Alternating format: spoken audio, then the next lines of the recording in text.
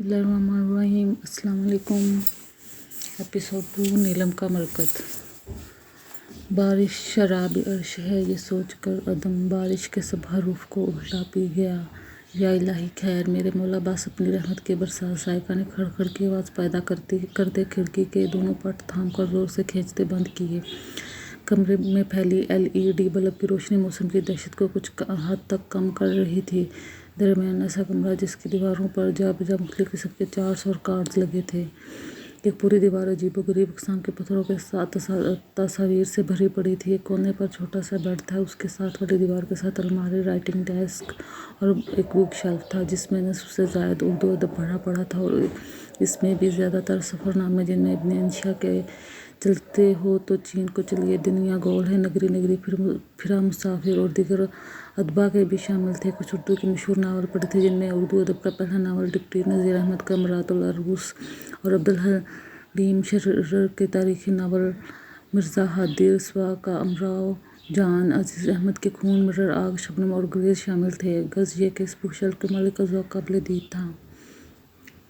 इसके साथ वाली दीवार से महल का दरवाज़ा अटैच वाशरूम था। गुड़िया उठ जाओ, अब बाबा जान खाने पर बुला रहे हैं। दादू भी इंतज़ार कर रहे हैं। साइगा ने छोटे से बेड बस में कंबल में दब के वजूद को हिलाया और खुद इसके बराबर आ बैठी। अपी प्लीज़ हमें ना उठाओ, हमने नहीं खाना। वो वजूद इससे मिस ना हुआ। कंबल अभी भी इसके चेहरे पर था। अपी की जान, बरसात थम चुकी हो, तुम तो वैसे भी घर में हो महफूज। फिर ये खौफ कैसा? साइका ने कंबल के ऊपर से ही अंदाज़न इसका सर थपथपाया। खौफ नहीं तो इसने हल्के से कंबल को दोनों मुट्ठियों में जकड़ कर सर उठाया। इसके गोल बादामी साख्त लिए, हल्के सब्ज़ रंग की आँखें जिन पर घनी हमदर्द से पलकें पैदा किए हुए थीं, कंबल से झाँकने लगीं। अब वो उठकर अपने सराहने बैठे साइका पर जम गई थी। हम खौफज़दा तो नहीं हैं, आप तो जानती हैं नीलम बहुत बहादुर है। इसकी बात पर साइका के होंठ फूले से मुस्कुराए थे। अगर खौफज़दा नहीं हो तो निकलो बाहर। शाबाश हरिया, साइका ने कहते हुए कंबल खींचा। इसकी छोटी सी लाल होती नाक जिसमें गोल्डन की नोज़पिन चमक रही थी अब साफ दिखने लगी थी। नहीं आपी, मत करें तंग, हमने नहीं जाना बाहर। वो वजूद फिर से कंबल को खींचने लगा, मगर साइका के एक और झटके से इसका पूरा चेहरा बाहर निकल आया। आतशी रंग के भरे भरे होंठ जिनके किनारे कुछ गहरे रंग के थे, रुई जैसे गाल भी गुलाबी और लाल रंग की आमेज़िश का हसीन इम्तजाज पेश कर रहे थे। इसका चांदनी की तरह जगमगाता रंग हर देखने वाली आँख को खड़ा कर देने की सलाहियत रखता था। हम तुम्हारी आपी हैं गुड़िया, अच्छे से जानते हैं तुम बारिश से, बिजली के कड़कड़ाने से कितनी खौफज़दा हो जाती हो। जब तक मैं ज़बरदस्ती घसीट कर डाइनिंग टेबल पर न लेकर जाऊं, तुमको तो फीक नहीं होती कंबल से निकलने की। साइका ने एक झटके से अब पूरा कंबल खींच लिया था। अब भी वो चीखती हुई उठ बैठी। इसके कमरे में नीचे जाते सुनहरे रंग के घुंघराले बाल पूरे वजूद के आसपास बिखर कर पर्दा सा कर गए थे। बलशबो वो क़यामत के हुस्न की मलका था। ऐसा लगता था कि कायनात के हुस्न का एक वसी हिस्सा कुदरत ने इसके वजूद में मुंतकिल कर दिया। सिन्फ़ मुखालिफ का क्या कहना, हम सिन्फ़ भी उसका हुस्न देखती साकत रह जाती थी। ए नीलम, चुप कर, क्यों चिल्लाती है अपनी माँ जैसी बहन पर? दादू न जाने कब अपनी लाठी थामे आनवाद हुई थी। उफ दादू, मैं कब चला रही हूँ, इतने आराम से तो बोल रही हूँ, इसने सयानी सी होकर कहा। अरे शर्म कर, इतनी सी थी तू, दादी ने हाथ से इशारा करते कहा। बात मुकम्मल होने से पहले ही नीलम अपनी आदत से मजबूर फिर बोल उठी। इतने से थे हम, दादू की तरह ही इशारा करते। जब मम्मा चली बसीं, बाबा ने हमारी वजह से दूसरी शादी नहीं की और आपी ने हमें नन्हे हाथों से प्रवेश करके आज 17 बस 5 माह का कर दिया। और भी कुछ कहती हैं आप? हाँ, याद आया। इतना कुछ करने के बाद भी तूने प्यार से बात करना नहीं सीखा। देखें दादू, आपके लिए लाइन शिफ्ट हो गई है नीलम अबरार को। इसने दाद वसूल करने वाले अंदाज में फर्जी कॉलर झाड़ा, जबकि दादू का मुँह खुला रह गया। दादू छोड़े इसे, आप बाहर चले, इसको इंतज़ार नहीं करवाते। और गुड़िया तुम भी चलो। साइका ने आहिस्ते से दादू को बाजू से थम कर ले जाते कहा। जब वो फिर पलटी, ये चग्गी तब्दील करके आना। तौबा तौबा, क्या वाहियात लिबास पहनती है आजकल की नौजवान नस्ल, कोई सिखाए इनको तमीज़ तहज़ीब।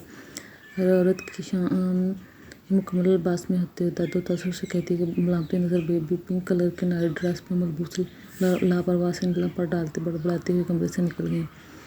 पूरा लिबास, हम कहाँ से नंगे हो रहे हैं?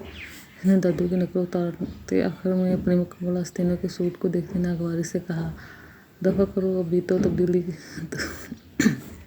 तब्दील करना पड़ेगा, वरना पूरी रात। दादू का लेक्चर और बढ़ाती हुई अलमारी को खोलने लगी, जिसमें कुछ कपड़े नफासत से तय लगाए रखे थे तो कुछ इस्त्रीशुदा हैंग किए हुए थे। ये सब साइका का है ही सुगड़ापा है, इसलिए ना मुनासिब आरामदार लिबास मुंतखब करके वो अटैच बाथरूम में घुस गई।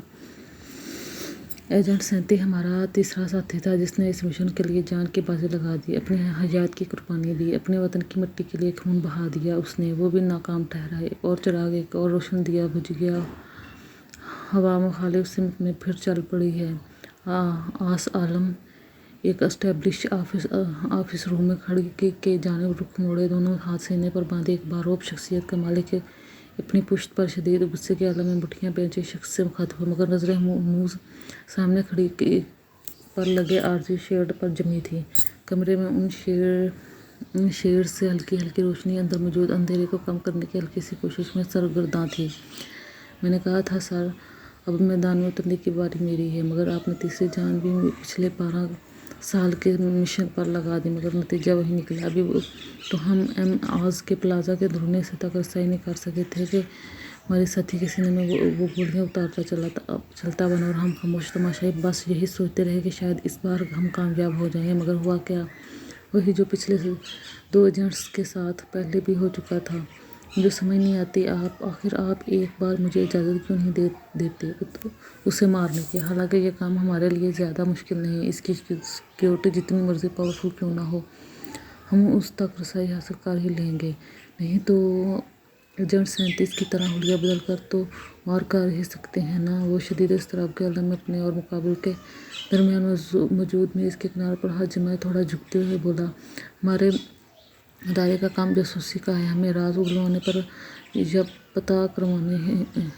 अगर आज को मारना ही होता तो ये काम तो पुलिस कब की कर चुकी थी। इसके लिए आर्मी को हमारे सहारे की ज़रूरत नहीं थी आस, और ये बात तो तुम भी जानते हो कि जैसे ही आज आखिरी सांस लिया सारे राज उसके साथ ही दफन हो जाएंगे और हम हाथ मलते रह जाएंगे। सवालात भी वैसे ही बगैर जवाबात हासिल किए हमारे मुंह पर तमाचे मारेंगे। पाकिस्तान की जामियात कॉलेजेस तक ड्रग्स हेरोइन को केस आइस पे ये मंशियात कैसे पहुंचती हैं? तुम्हें पता है पिछले 10 साल में 60,000 अफराद दहशतगर्दी, जबकि इससे 4 गुना ज़्यादा अफराद हर साल मंशियात के इस्तेमाल के बायस अपनी जानों के हाथ धो बैठे हैं। तकरीबन हर साल 2.5 लाख बंदा इस जहर की वजह से मर रहा है, और इसके पीछे किसका हाथ है?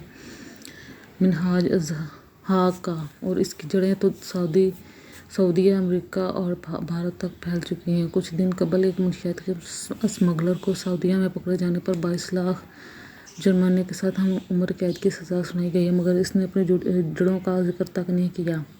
इसकी पुश्तपनाही किसने की?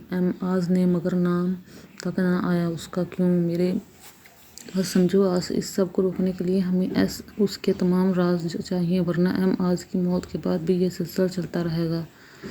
इसको रोकने के लिए इसकी जड़ मिनहाज अज़हर को काटना पड़ेगा। और ये कोई आसान काम नहीं है। वो तो मीलों के फासले से दुश्मन की वो सूंघ लेता है।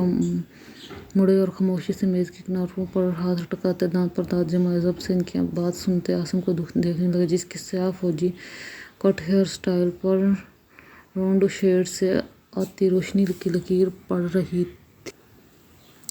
Sir, give me one chance, I wanna prove my self. Sir, मुझे एक मौका दें, मैं अपने आप को साबित करना चाहता हूँ। वो कुछ लम्हे का तवक़्फ़ुफ़ करने के बाद एक बज़म से सर उठा ठोस लहजे में बोला, हाथ हनूज मेज़ के किनारे पर हिट गए थे। मैं तीसरी बार भी तुमसे माजरत करने के साथ कुछ नहीं कर सकता हूँ। तहम्मुल से चेयर घसीट कर बैठते गोया हुए। आस का चेहरा बिल्कुल इनके मुकाबिल आ गया, जिसके माथे पर बेशुमार शिकनों का जाल बना हुआ था। क्यों? आखिर क्यों आप मेरे साथ यह इंसाफ़ी कर रहे हैं? आखिर आप क्या साबित करना चाहते हैं कि वो जो 2010 में दुनिया की बेहतरीन खुफिया एजेंसियों में पहले नंबर पर ISI, जिसने इसराइल की मोसाद, बरतानिया की MI6, अमेरिका की CIA, चीन की MSS, जर्मनी की BND, रूस की FSB, फ्रांस की DGSI, भारत की RA, ऑस्ट्रेलिया की AIS को पीछे छोड़ दिया। वो एक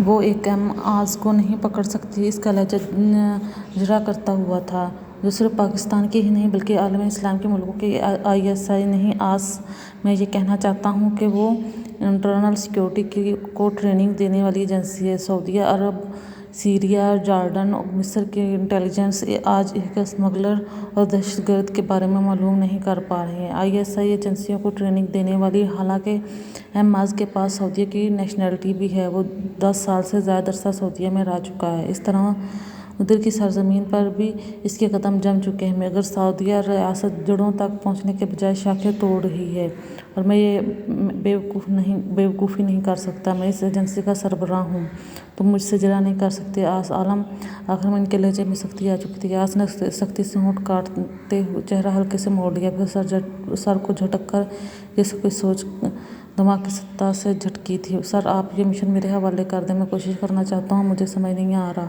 آخر آپ جونیئرز کو موقع دے چکے ہیں، مگر مجھے کیوں روک رہے ہیں؟ وہ جھنجھلاتے ہوئے بولا۔ تم مجھے بے خبر سمجھتے ہو آز، مگر میں باخبر ہوں تمہاری اس ضد اور گزارش کے راز سے۔